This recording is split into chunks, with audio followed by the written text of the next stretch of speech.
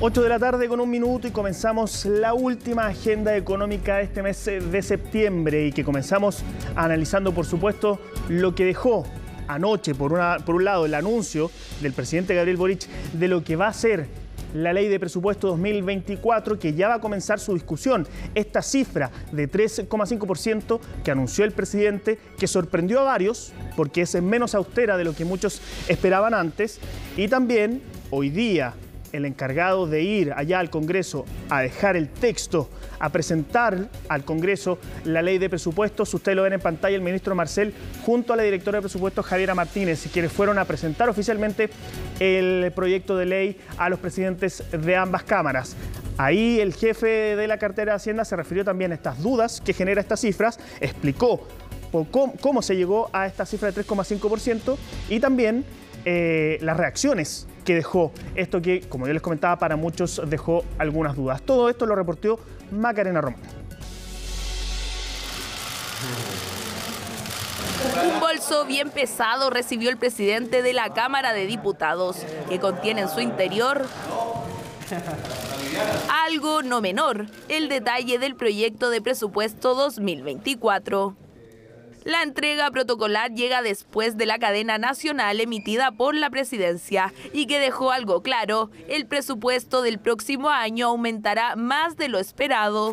Con este presupuesto aumentamos el gasto público en un 3,5%, con énfasis en seguridad, en salud, en educación, vivienda, emergencias, cuidados y cultura. Fue justamente ese aumento de 3,5% el que no dejó a todos tranquilos. El presidente del Senado, por ejemplo, abrió una duda: ¿cómo se financiará esa alza? Nosotros oímos al Banco Central el mes pasado, al Consejo Fiscal Autónomo la semana pasada, y todos nos dicen que el país está creciendo 0 y que con suerte va a crecer 1,25, a 2 dicen algunos, y el presupuesto 3,5. Entonces la pregunta es, ¿se va a gastar más de lo que se va a recibir?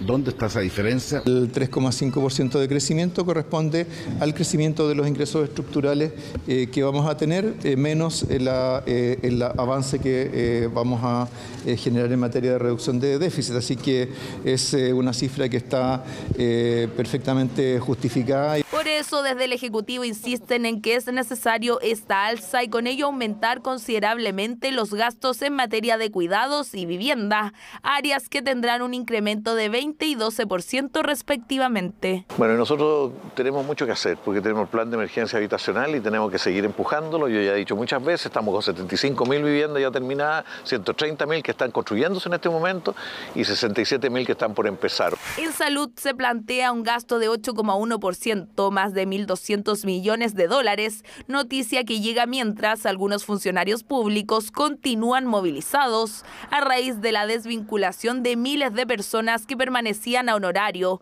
en el marco de la alerta sanitaria por COVID-19. Uno de los aspectos que nos interesa a nosotros en el presupuesto es que las personas que estaban en honorarios vayan siendo incorporadas como funcionarios públicos. Ciertamente que la necesidad, y en eso también se mencionaron de que se han entregado nuevos cargos, que es cambiar de una condición que hoy día estaban de honorarios hacia nuevos cargos. Un presupuesto que pondrá énfasis en medidas de probidad, todo considerando el denominado caso convenios. Según el gobierno, se busca aplicar más de 500 cambios legales en asignaciones presupuestarias.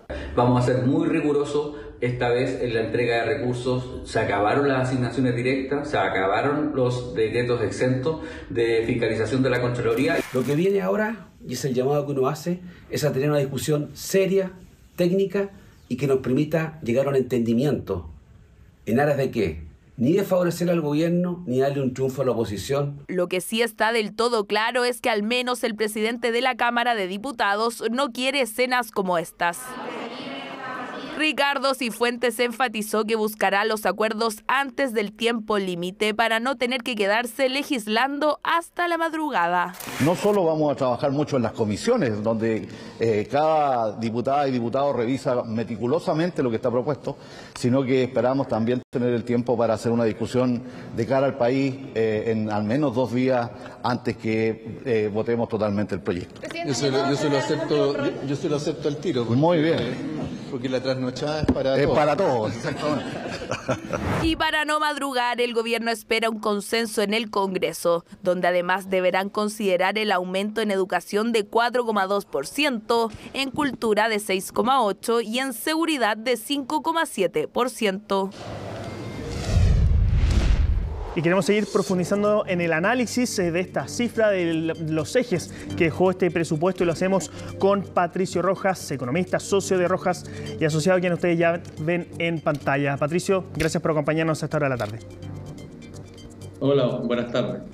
Patricio, quiero comenzar preguntándote cómo recibes tú esta cifra de aumento en el gasto público de 3,5%, pensando que tú eres uno de los integrantes de uno de los comités que ayuda a elaborar algunos de los insumos para esto. ¿Cómo recibiste esta cifra? A ver, se recibe básicamente con sorpresa, porque si uno tomaba solamente los antecedentes del PIB tendencial que se estimó, más el precio del cobre, que estaba en torno a los 385 centavos de dólar, uno podía esperar un aumento del gasto cercano al 2,5% como techo. Sin embargo, yo creo que el ministro también ha explicado de que hay algunos ingresos estructurales que van por otro carril. Uno son los ingresos del royalty que van a incorporarse en el año 24. Están los ingresos por el lado del litio. Y adicionalmente están también los ingresos por la reforma tributaria que hizo el presidente Piñera para poder financiar la PGU, que durante el año 2022, básicamente dado que la economía está creciendo cero o levemente negativo, no recaudó lo que estaba contemplado y por lo tanto eso se supone que en el año 24 debiese recaudar esa situación. Por lo tanto, hay ingresos adicionales a los que estaban contemplados en el cálculo del PIB tendencial y del precio del cobre. No obstante eso, claramente el poder soportar un incremento del gasto del 3,5% por un déficit público que va a estar en torno a 1,9%, uno podría cuestionar de que los supuestos que ha hecho el gobierno son relativamente optimistas y eso de alguna manera se ve en que está estimando de que el PIB el próximo año va a crecer un 2,5%. Patricio, y pensando en lo que han señalado en las últimas horas tanto el presidente como el ministro Marcel, que este sería un presupuesto destinado a que el 2024 sea efectivamente un año de reactivación. ¿Tú crees que las cifras, el desglose que se ha dado a grandes rasgos, sirve para eso o hace falta algo más? A ver, yo diría que primero que nada es importante que el presupuesto tiene un componente de reactivación, tiene un aumento importante en materia de aumento de gasto en vivienda y aumento en obras públicas. Por lo tanto, es un presupuesto de que si se ejecuta de una manera eficiente, claramente puede tener un impacto reactivador que se va a sumar a una política monetaria que se va a ir colocando cada vez más, se va a ir relajando cada vez más. Por lo tanto, la posibilidad que la economía tenga una recuperación el próximo año va en esa línea. No obstante, tenemos que darnos cuenta de que depende mucho de la gestión del gobierno, y el gobierno en general no ha mostrado una gestión bastante alta durante el año 2022 ni el 23. Por lo tanto, pensar de que el gobierno va a tener una ejecución altísima y eficiente en todo lo que están en los programas de vivienda y en los programas de obras públicas es un supuesto bastante fuerte. Por lo tanto, en ese contexto es bastante probable de que el año 2024, que va a ser un año complejo porque vamos a tener una tasa de desempleo relativamente alta, estamos en la cercanía, estamos en el 9% a nivel global y a nivel de la región metropolitana estamos al 9,6%. Por lo tanto, estos programas, digamos, son bastante importantes para poder menguar, digamos, esos efectos del desempleo. Por lo tanto, en general yo diría de que todavía queda por ver cómo van a ser el articulado que tenga el presupuesto, pero en general se observa de que tiene un cierto, tono que es bastante más optimista de lo que está esperando el mercado, fundamentalmente porque el año 2024 es un año donde el sector externo lo más probable es que no nos va a ayudar. El sector externo en general se está esperando que la economía mundial ande algo más débil que lo que fue el año 2023, lo que está haciendo el año 2023. Es probable que el precio del cobre se ubique muy en la línea de los $3.70, $3.80 como tope, y la posibilidad que la economía chilena crezca al 2,5%, como está pensando el Ejecutivo, es un escenario relativamente optimista. Por lo tanto, la posibilidad de tener un déficit fiscal superior al 1,9 que se está esperando en el presupuesto del año 24 es bastante alta, lo cual posiblemente puede tener efecto en que nuestro nivel de endeudamiento tenga que subir por encima de lo que está contemplado en el escenario base del presupuesto. Sí, respecto a eso, también quería profundizar. ¿Cuál es la perspectiva que tú tienes respecto al endeudamiento? ¿Podríamos acercarnos o llegar a este techo prudencial o podríamos mantenernos de acuerdo a lo que señaló el ministro Marcel, que él señala que se podrá disminuir el próximo año? No, yo diría que todavía el escenario no está como para poder alcanzar el techo que se manifestó en algún momento. Tenemos que darnos cuenta de que la desviación que podría tener el déficit fiscal en vez de ser 1,9 podría estar del orden de un 2,5%, por lo tanto estamos hablando de menos de un punto del producto y eso claramente no es algo que va a afectar la situación en el año 2024, si lo que preocupa más bien es un poco la tendencia. Por lo tanto, aquí lo que tenemos que pensar es que estamos haciendo, comprometiendo gasto, muchos de esos gastos que es permanente, con supuestos que pueden ser relativamente optimistas. Estamos pensando que la economía chilena tendencialmente crece 2,3 el año 2024 y después hacia adelante pensamos que en tendencia crece en torno al 2%. Por lo tanto, es un crecimiento relativamente bajo. ¿Ya? La producción de cobre en general está bastante acotada. Por el lado de Codelco, no hay grandes proyectos también por el lado de Codelco y adicionalmente los costos también por Codelco han venido subiendo. Por lo tanto, la posibilidad de que tengamos un ingreso importante por el lado del cobre, por el lado de Codelco, no es un escenario relativamente con una alta probabilidad. Y adicionalmente, si los costos siguen estando altos, claramente eso significa de que los ingresos que pueden venir por el royalty también se pueden ver de alguna manera afectados. Entonces, en general, un tema es hacer un análisis a nivel estructural, que posiblemente el gobierno dice, mire, de acuerdo a estos supuestos que hemos hecho en términos estructurales, los ingresos van a crecer de cierta manera que considerando un déficit estructural del 1,9 nos permite que el gasto crezca en 3,5. Por lo tanto, es una ecuación, una identidad que está ahí.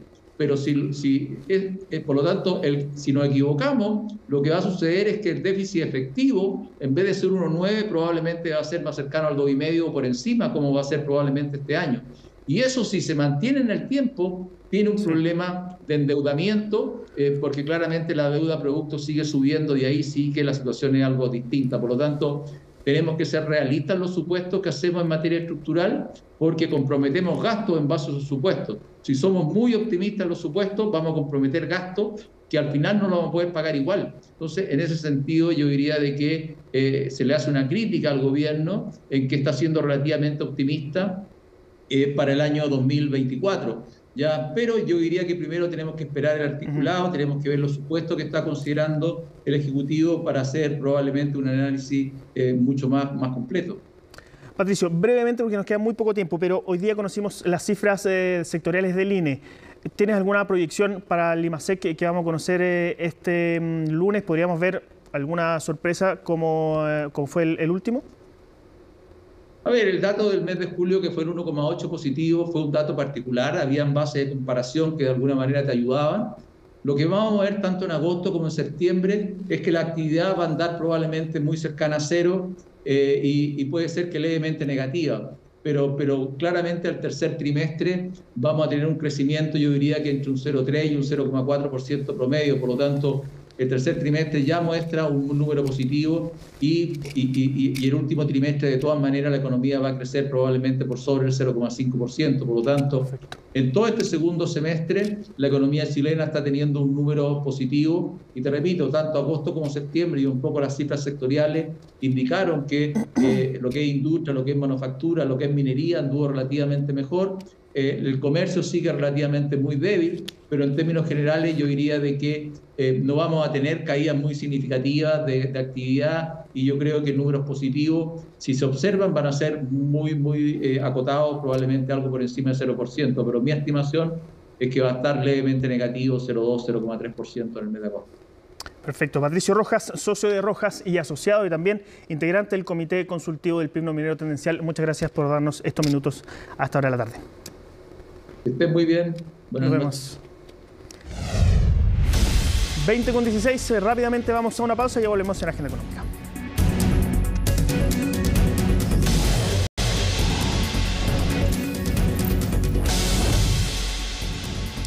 9% entre junio y agosto. A esa cifra llegó el desempleo, según lo dio a conocer hoy el INE. ¿Qué causas hay detrás de esta cifra y qué se proyecta para más adelante? Todo esto lo reportó Belén Saldías. Me despidieron. Renuncié. No me renovaron el contrato. Renuncié. Por despido o por renuncia, todos ellos se encuentran actualmente desempleados, uniéndose así a la preocupante cifra que dio a conocer el Instituto Nacional de Estadísticas, INE, un 9% de desocupación en el trimestre junio-agosto de 2023. Y registró una variación positiva de 1,1 puntos porcentuales en 12 meses. Este es un aumento estadísticamente significativo y observamos que es el 10º aumento consecutivo de la tasa de desocupación. Y es que con esta nueva alza el desempleo alcanzó su nivel más alto desde el segundo trimestre de 2021, cuando la cifra llegó al 9,5%, pero que se explicaba por la crisis que originó la pandemia. Por eso ahora algunos se van más allá y aseguran que estos niveles de desocupación no se veían hace más de una década. La proporción de personas de la población que tienen un empleo en Chile hoy día es equivalente a lo que teníamos ni siquiera un poco antes de la pandemia, sino que es equivalente a lo que teníamos 13 años atrás. Es muy similar a la situación de agosto de 2010. Ahora esta crisis estaría marcada por la presión que existe en el mercado laboral, una gran cantidad de personas que se encuentran en búsqueda de trabajos y una oferta laboral que no alcanza para todos. Hay que ver con que ya llevamos 3 trimestres consecutivos de caída de la actividad económica. La caída de la actividad económica implica que se producen menos bienes y servicios que hace un año atrás y por lo tanto se reducen las necesidades de contratación. Y ello ha golpeado significativamente la generación de empleo asalariado formal en el sector privado. Y eso es algo que percibe la ciudadanía, sobre todo por quienes se encuentran desempleados y están buscando ofertas laborales. Es muy difícil encontrar hoy en día. ¿Por qué? Cuéntame. El tema de que están despidiendo personal, ya están los cupos llenos, o están... típico de lo que cada empresa, deja tu currículum y te van a llamar. Que nunca llaman. Muy poca oportunidad aquí en este país, con bajo sueldo y encima cada vez las cosas suben más y hay que pagar arriendo y muchos costos, entonces cuesta mucho encontrar hay que trabajar como 2 veces acá en este país. Desde el gobierno ven con preocupación estas cifras, pero apuntaron como responsable directo a la estacionalidad. También por eso tienen proyecciones positivas para los próximos meses. Se muestra un alza que tiene mucho que ver con la estacionalidad. Esto quiere decir que si nosotros revisamos lo que suele ocurrir con la cifra de desempleo en nuestro país, durante la época del invierno, este es un fenómeno más habitual de lo que uno quisiera. Esperamos que este proceso se revierta en los próximos meses, principalmente por 2 razones.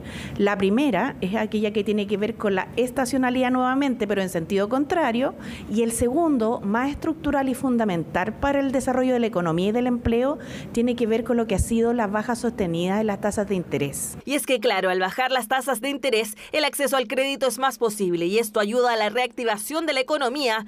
De todas formas, los ojos están puestos en los meses de primavera y sobre todo en el verano, cuando suele haber una mejoría en los niveles de ocupación asociado principalmente a trabajos de temporada. La noticia más optimista es que el último trimestre del año siempre tiende a crecer la oferta laboral nuevamente.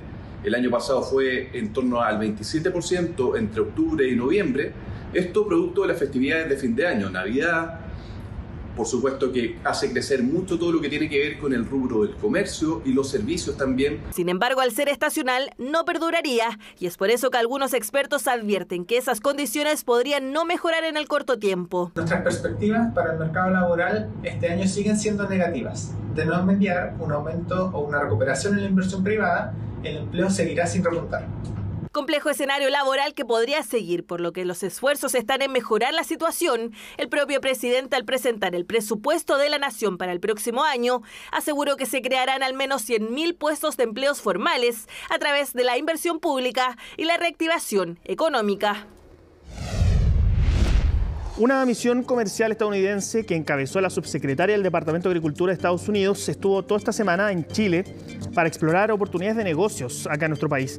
Esta delegación también estuvieron presentes representantes del rubro de los negocios agrícola y alimentario y también representantes de los estados de Colorado, Dakota del Norte, Missouri y Nebraska, quienes se hicieron presentes ahí donde están viendo en imágenes, en la feria Food and Service, que tuvo lugar esta semana en Espacio Riesgo y que reunió a más de 800 miembros de esta industria que pudieron ahí estar con estos representantes estadounidenses. Un espacio de muchas posibilidades para los emprendedores chilenos y para las empresas grandes. Nosotros como Nutrisco estamos felices de participar ya por segundo año consecutivo y mostrar todos nuestros productos propios y también lo que compramos tanto en Chile como en el extranjero y conectarnos con nuestros clientes, gente del mundo del food service, pero también distribuidores y gente del retail. Uno se asombra porque casi nunca hay estos espacios para la pesca artesanal. Es la primera vez y ojalá nosotros aquí lo único que queremos es hacernos conocidas y que nos ubiquen y podamos vender nuestros productos. Esta feria se presta para eso, de conocer pymes, de personas que están creciendo con productos nuevos y eso también nos ayuda a nosotros a generar una sinergia. Nos aporta mucho porque también nos conocemos, y también vamos descubriendo cosas nuevas y también vamos haciendo cosas colaborativas. Antes de despedirnos brevemente, el dólar hoy día nuevamente por segunda jornada consecutiva bajó, retrocedió fuertemente, bajó de los 900 y cerró hoy día en 8.92. Mucho ojo con eso. Nos despedimos ahora con la agenda económica, nos reencontramos el lunes y ahora sigan en compañía de CNN, ya viene CNN Prime.